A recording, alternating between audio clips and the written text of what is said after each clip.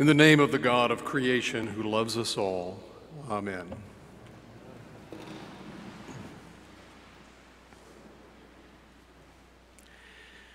Well, good morning and welcome to the cathedral on this 12th Sunday after Pentecost. We are so glad you are here as we turn the corner on summer and this long green season begins to change colors and autumn slowly unfolds. Two words from the epistle and the gospel have been on my mind all week as I thought about being here this morning with each of you. And I've wondered what, if any, connection exists between them. They are humility and hospitality. The question then is how these core values might inform us as we live out our lives, and come to that, what do these two texts from the lectionary this morning have to teach us about these two words? Some time ago, I was honored to serve as the officiant for my first quinceañera, the wonderful coming-of-age ritual for young Latina women. And I'm so grateful for the ongoing shepherding and assistance of my faithful colleague, Deacon Juan Sandoval, in that sacred space. As the congregation moved from Michael Chapel to the post-quinceañera reception, the young woman whose service we had just celebrated said to me, "Padre Bill, estás entre mi abuelos," or, "Father Bill, now you are among my grandfathers."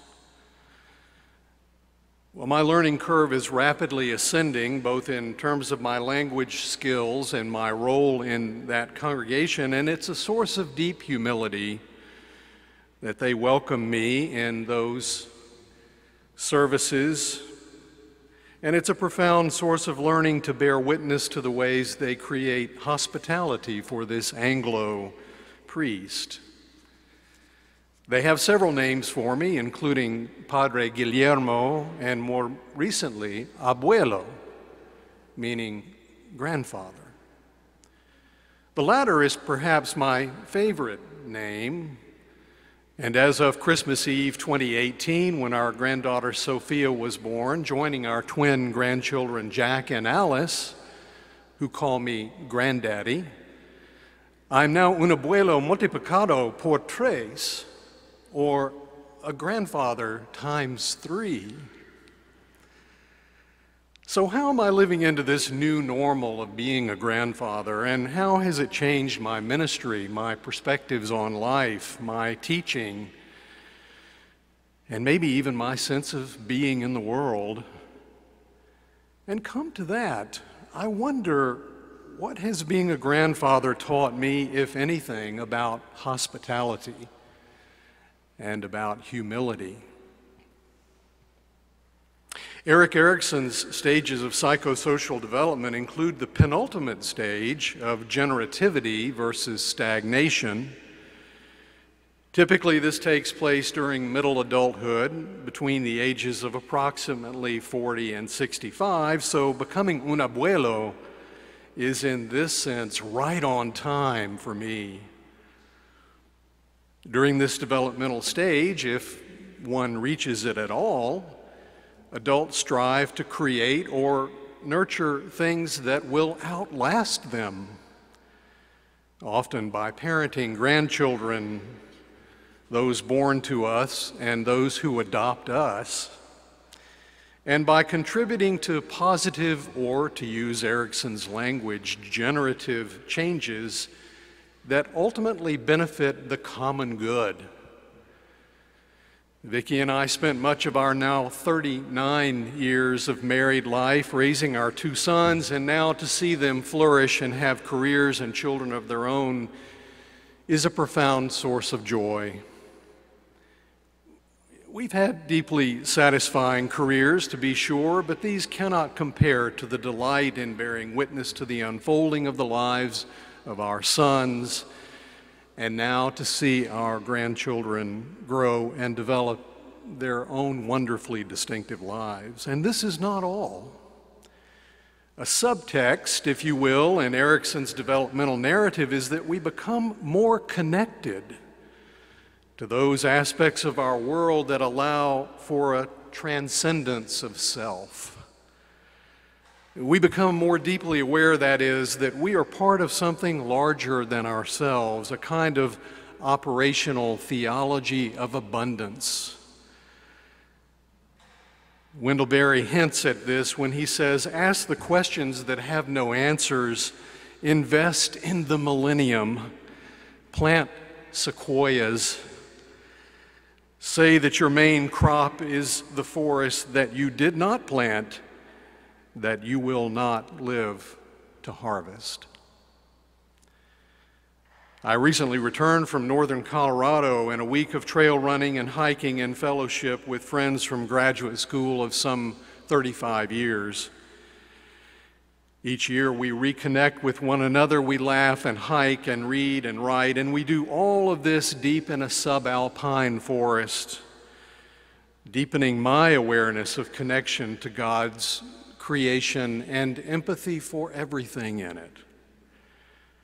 And speaking of empathy, perhaps we can learn something from trees about being in community during what some are calling an epidemic of loneliness in our culture.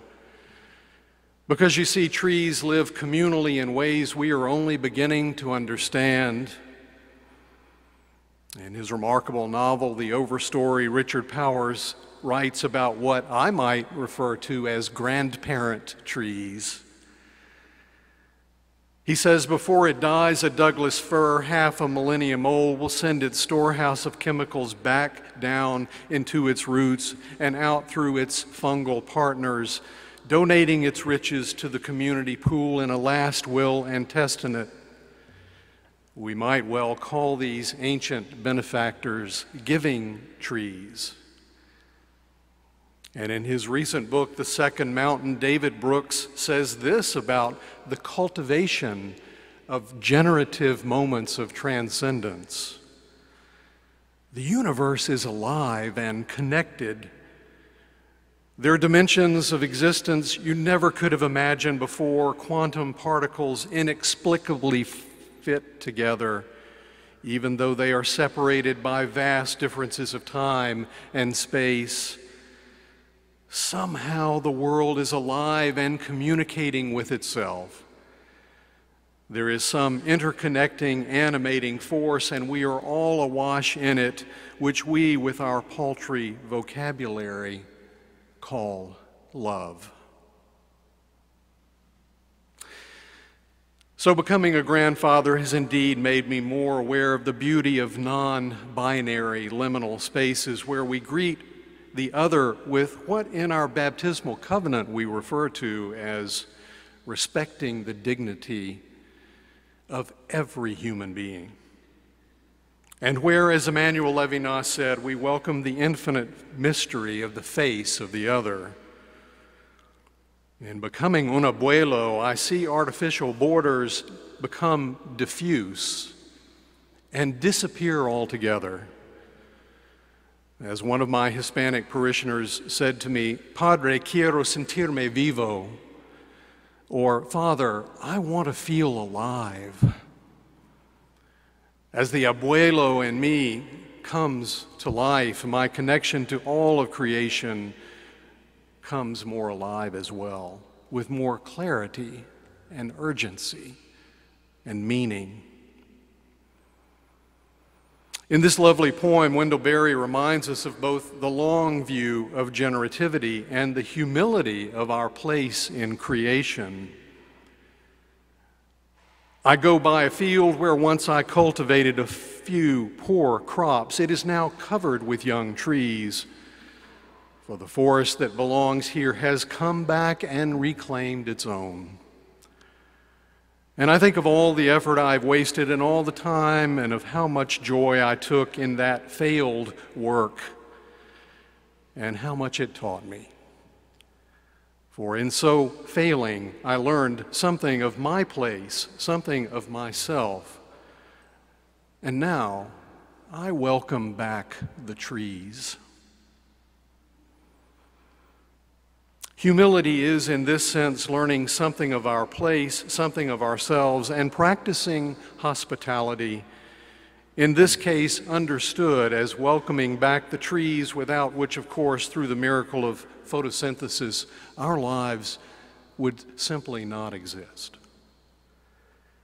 And humility breeds the virtue of civility in our world of change, which is about creating possibilities for moving forward while being different, and even while continuing to hold profound disagreement, civility. So in this sense, hospitality is a bridge to all of our great virtues, but it is immediately accessible. We don't have to love or forgive or even feel compassion to extend hospitality. It's the creation of a trustworthy space, an atmosphere as much as a place, and it shapes the experience to follow. It creates the intention, the spirit, the boundaries for what is later possible. And so when in doubt, my friends, we're called to practice hospitality. And this requires a spirit of generous listening and patience, a commitment to move through the world as it is, not as we wish it to be. And as Wendell Berry demonstrates, a spiritual view of time is a long view of time, seasonal and cyclical, resistant to the illusion of time as a bully, as a matter of deadlines. Because you see, human transformation takes time, longer than we want. But it is what is necessary for social transformation. A long, patient view of time will replenish our sense of our capacities, our hope for the world. And humility is a companion to curiosity, surprise, and delight, or as our baptismal prayer suggests, a sense of joy and wonder. This is the humility of a child, the humility and the spirituality of the scientist and the mystic, to be planted in what you know while living expectantly for discoveries yet to come. The words we use shape how we understand ourselves, how we interpret the world, how we treat others. In short, how we practice resurrection.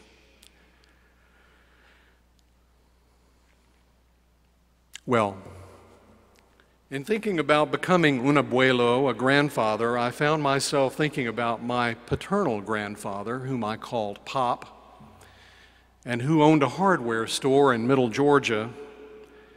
I loved him dearly, and I loved the store, and now I'm realizing as I talk with you this morning, yet again, something he taught me, something about the intersection of humility and hospitality.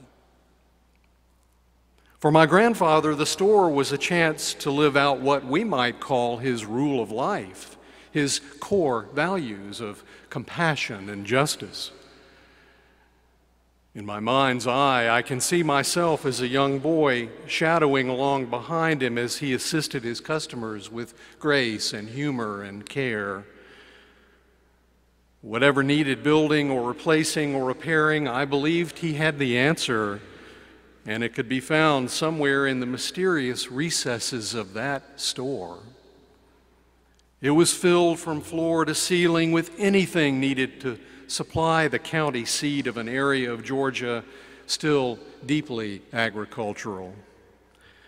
It smelled like mystery in there, a wonderful combination of leather and cottonseed oil, hot coffee, fresh apples on an early fall day, or peaches in the summertime, which could also be purchased in season near the cash register.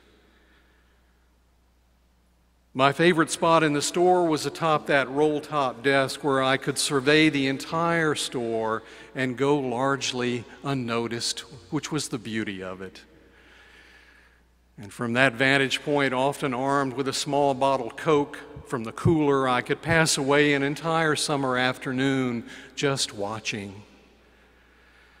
Motes of dust rose in beams of sunlight as they moved across the store, marking time in a timeless, magical world that exists now only in my imagination. And I remember the way my grandfather treated his customers with dignity and respect, many of whom were local farmers, black and white, sharecroppers and owners alike, who brought their stories to share and their business.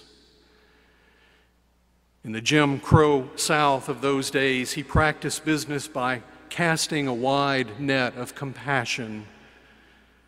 It was a wonderful space for a young boy to observe human nature, perched as I was in the threshold between the store and the lumber yard, a soft breeze wafting through, cooling on hot days, warming on winter days when the pot-bellied stove labored in the corner. And one afternoon, I was probably 8 or 9 years old, as I sat on his roll-top desk with my grandfather seated in his chair, a farmer came in to pick up a few supplies. He was wearing overalls and dusty boots, and as he greeted him, my grandfather stood up to shake his hand and to welcome him warmly. After he concluded his business and left, I asked him, "Pop, why do you always stand up when customers come into the store?"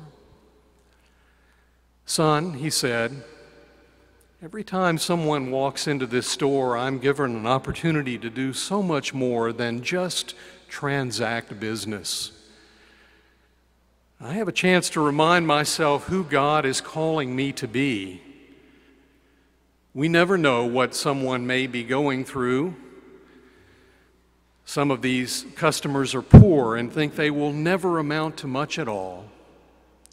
And some of them are rich and think they deserve to be treated different because of it.